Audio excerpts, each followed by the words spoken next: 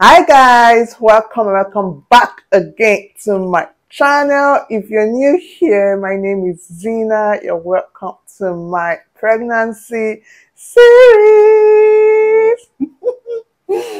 So yeah, you guys, in this video I'm going to tell you guys my symptoms if I got the big fat positive. Yeah, so I'm going to be looking down on my tablet because it's been a while. Like I've said, no, I haven't said in my previous video. I told you guys here that when I found out I was pregnant, I wanted to make these videos like the first few videos this trimester, but I couldn't because of my first trimester symptoms. It was what's the right word to use? It was a roller coaster for me. It was so much different from my first pregnancy. And yeah, so I couldn't get myself to make those videos. So I'm making it now. I am currently in my second trimester, and maybe towards the end of this video, I'm going to show you my bum. I'm still pregnant, and yeah. So, like I said in my previous video, I got my big fat positive on the 14th day post ovulation, on the day I was expecting my menstrual flow. Yeah, so prior to this day, I will say that I have been having symptoms. So let's just check this, what I've written down. Now tell you guys my symptom. So just because I didn't know that I was going to get pregnant, if you watch my previous video, you know that I told you that I have PCOS, and if you're new here, I have PCOS. So getting pregnant wasn't so easy for me, and I have a daughter, so I needed to take a medication to get pregnant, like my first pregnancy. And this second pregnancy was a total different game altogether. I didn't take Clomid, but I did other things that got me pregnant unexpectedly. Yeah, so I wasn't really tracking this pregnancy from my ovulation using the ovulation test strip like I did prior to the month I found out I was pregnant. Yeah, and the result came out negative.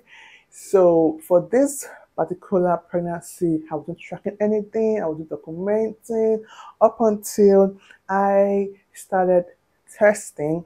Like in my previous video, I started using the pregnancy test strip on the 8th day post ovulation, but I was having symptoms. So looking back then, the symptoms I was having on the 5th day, 6th day, and 7th day were just, I would say, little constipation there and there, slight abdominal pain, and my emotions everywhere. Yeah.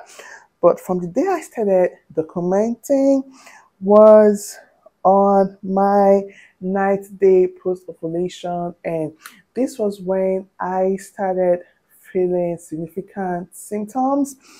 On my 9th day post ovulation, in the morning, I felt a right lower abdominal pain, like I started having stomach pain, the on my lower abdomen, just above the VJ area for a few seconds. So this lasted for a few seconds to 10 minutes.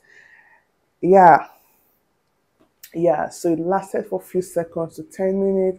I remember, so on the 9th day post ovulation, I had pain on my abdomen, and this was significant because something else happened that same day.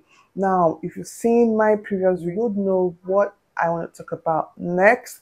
So on that day, like I said, I had abdominal pain, stomach pain, and later that day, I went to the bathroom, and after using the bathroom, urinating, I cleaned up and I saw blood. In my previous video, I made mention that I didn't know that that was implantation bleeding, so spotting. I thought that I had wounded myself from the constant scratching because I had severe itching, right? So this was a very significant point to write down. Yeah, so that was what happened on my 9th day post ovulation. And looking at it right now, it was an implantation bleeding, right? So the spotting was in the midday of that day, 9th day post ovulation. On the 10th day post ovulation, I had headache, light abdominal pain lasting few seconds. So on the 10th day post ovulation, I had headache. I'm never someone that have headaches. I do not have headaches whatsoever. So this headache on this day was significant for me, and I would say it stopped and continued in my second trimester. Like, headaches is one of the things I'm battling with, not battling, I'm struggling with in this second trimester. So on my 10th day post ovulation, I had headache and slight lower abdominal pain that lasted for a few seconds. And this is because your body is prepping. Your body is prepping for the baby. And yeah, moving forward. The next day I documented was, of course, on the 11th day post ovulation. I observed that I was drooling. Yeah, so I took a nap and woke up and saw that my pillow was wet. I did not do that. So I was drooling. And I also remember that when I was about to sleep, I noticed that saliva fell out from my mouth. Like, it just fell out. And this leads me to my first trimester symptoms. I was always packing saliva in my mouth. Like, it was a lot. It was a lot. Not until my second trimester did I notice that it had stopped or reduced. Yeah, I'm going to say that, elaborate that in my next video when I talk about my first trimester symptoms. Yeah, so it all started at 11 days post ovulation. On the 12th day post ovulation, I documented that I had abdominal pain, so my stomach, my waist, and down to my legs. So this pain was in my stomach, my waist. I also felt it down to my legs. I woke up with the pain, used the toilet, and had to sit down for a while before going to bed. This is what I wrote down here. I don't know. Probably I had the symptoms towards the evening. Yeah. And this is just your ligaments getting ready for the baby, expanding, your body is expanding, and all of that. On the 13th day post ovulation, abdominal pain, felt like menstrual pain, just like the one I had on the 12th day post ovulation. So one thing I noticed about this pain was that it didn't last for a long time and it wasn't severe. I could bear the pain and it lasted for a very short period of time. Yeah. And that was it. So I got my FIN positive test on my 10th day post ovulation and the big fat positive on the 14th day, because that was like the next time I tested. Yeah, just to be sure that I'm pregnant. I'm sure you guys must have seen the vlog already. Yeah, and that was so.